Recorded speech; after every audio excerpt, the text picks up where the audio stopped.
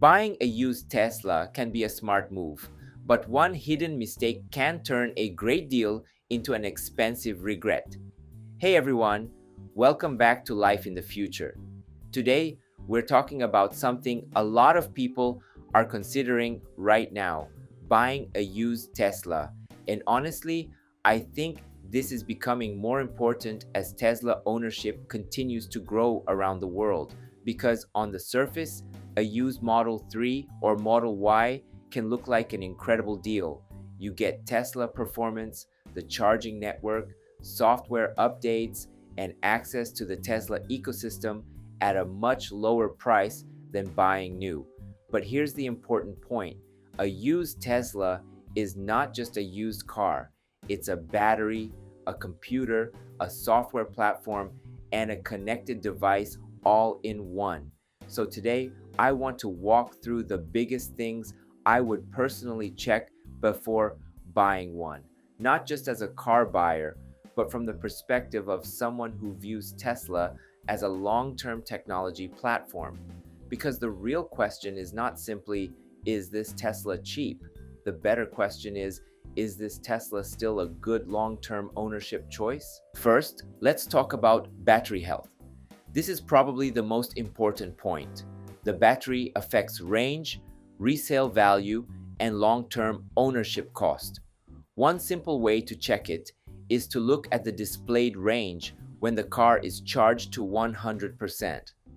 Then compare that with the original rated range when the car was new. That gives you a rough idea of degradation. But here's where people need to be careful. That number is not perfect. Battery display can change depending on calibration, charging habits, temperature, and the battery management system. So if a seller just says the battery is fine, I would still want more information. If possible, ask for battery health data or a diagnostic report. Some sellers may provide an SOH number, meaning state of health. That can be useful, but it's still only one piece of the puzzle. My view is simple. Don't judge battery condition from a single number alone. Look at range, mileage, warranty status, charging history if available, and overall seller transparency together. And honestly, if the seller refuses to show anything related to battery condition, I would be cautious. Second, check the warranty. This is where many buyers underestimate the financial risk. Tesla has a basic vehicle warranty and a separate battery and drive unit warranty. The remaining warranty can completely change the real value of the car. Two used Teslas may look almost identical, but one could still have years of battery warranty left, while the other may be close to losing coverage. That matters, because battery or drive unit repairs can be expensive. From an investor mindset, warranty is downside protection. It reduces the risk of a major unexpected expense after purchase. This is also why Tesla certified pre-owned vehicles can be attractive. Yes, they may cost more, but additional inspection and warranty support can reduce uncertainty.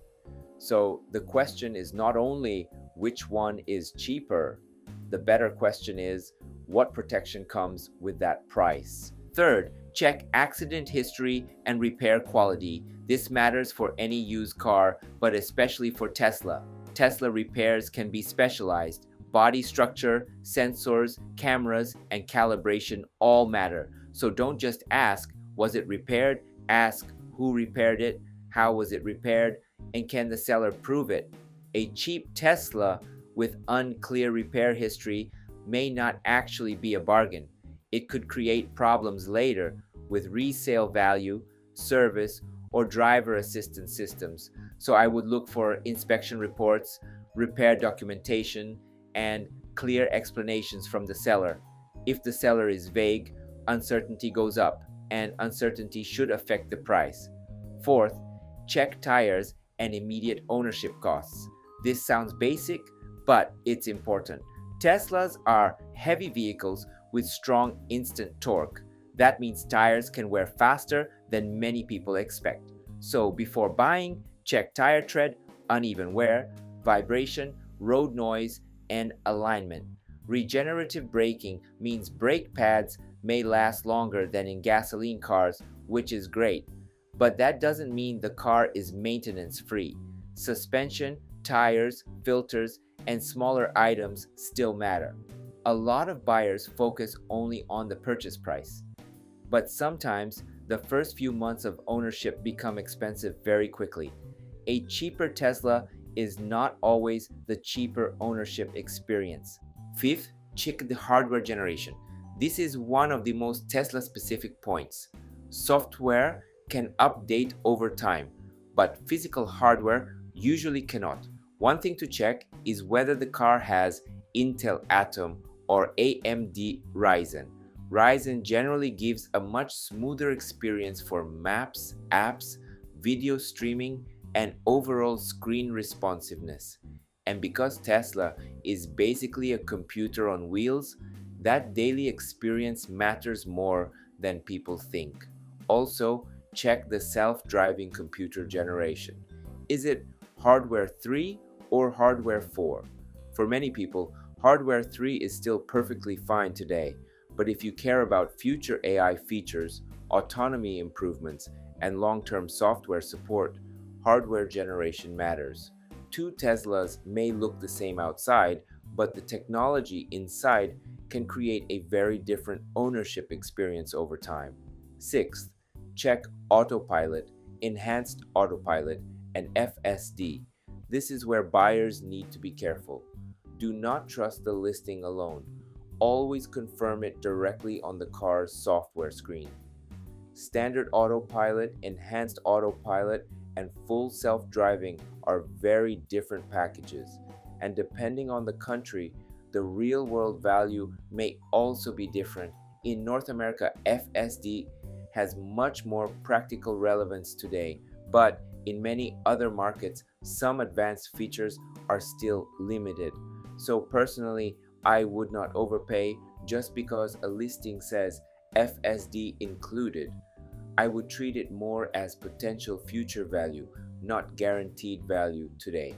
If it's included at a reasonable price, great. But if the seller wants a huge premium for it, I would think carefully. Finally, check the seller. Honestly, this may be the most underrated point. A good seller should be able to clearly explain the battery condition, warranty status, hardware version, software options, service history, and account transfer process. If they cannot explain these things clearly, uncertainty increases, and in the used Tesla market, transparency has real value.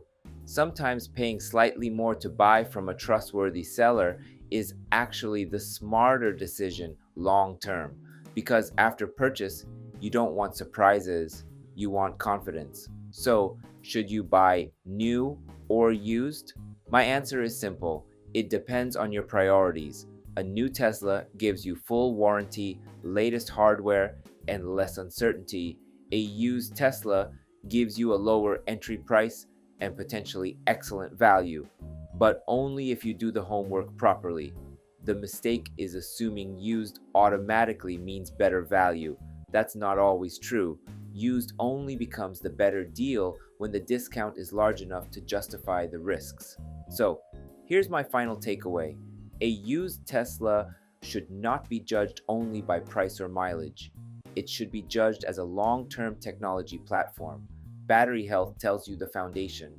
Warranty tells you the protection. Hardware tells you the future potential. Software rights tell you the included value.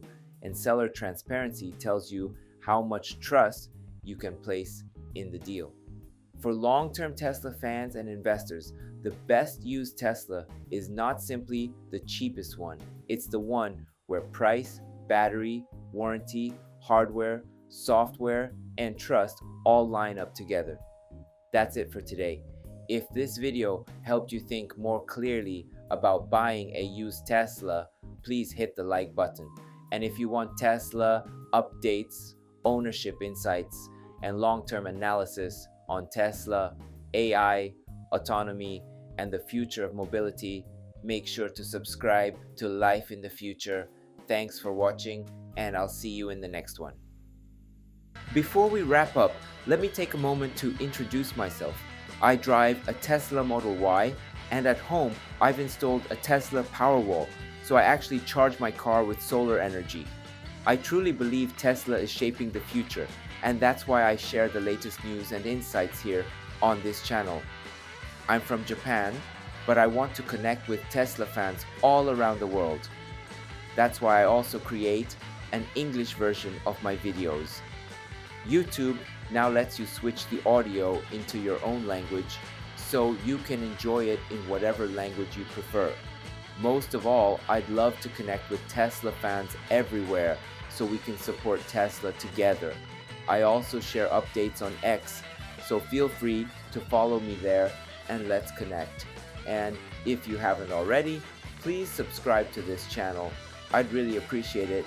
Thanks for watching, and I'll see you in the next video.